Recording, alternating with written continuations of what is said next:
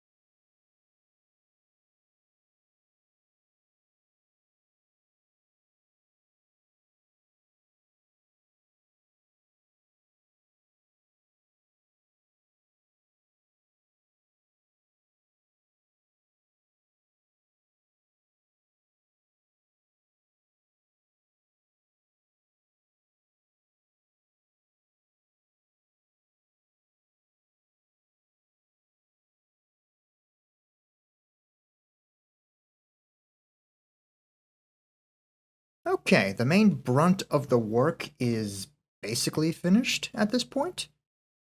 Let's go ahead and do a few finishing touches, showing off a couple of new things, and then we'll call this a video. So first of all, you will notice periodically throughout the course of the video that my images kept disappearing. That is because whenever you open a scene over again, like you close a scene, then open it up, which I had to do a couple of times due to some video recording issues that popped up, the images have a tendency of potentially disappearing. That's a very easy fix. Just, click V, the V box 2 times, and that will cause the images to just pop back up again.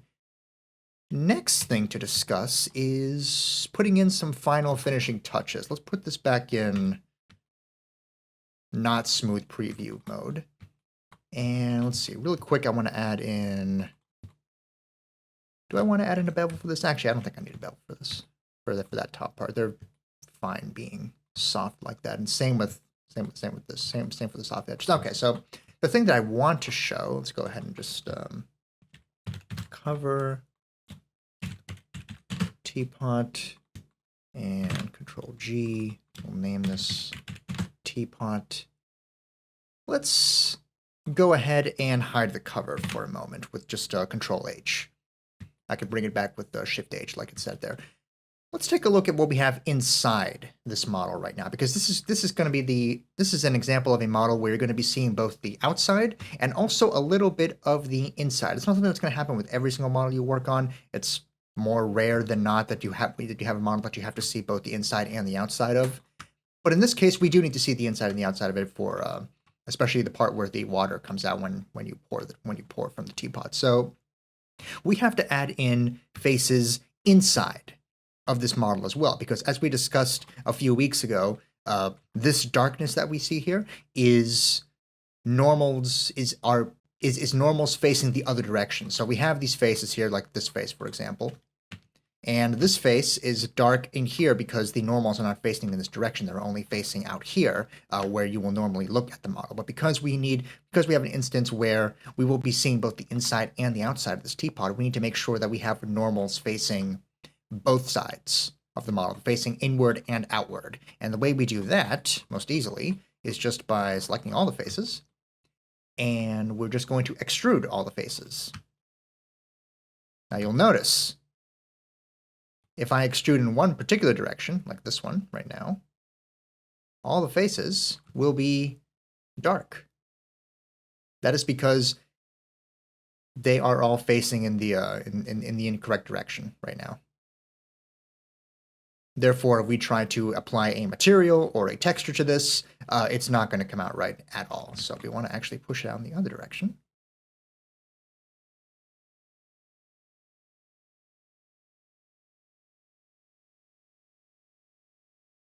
That looks just fine. Now we can see both inside and outside of the model perfectly well, which is great, because if we wanted to apply material for this or something, we would be able to see the material both out here and in here. Let's do the same thing with the cover. This is also something that ideally we would be removing, and if we were to remove it, then obviously we would see under here, and uh-oh, there's nothing under there, so we need to go ahead and fix that up as well.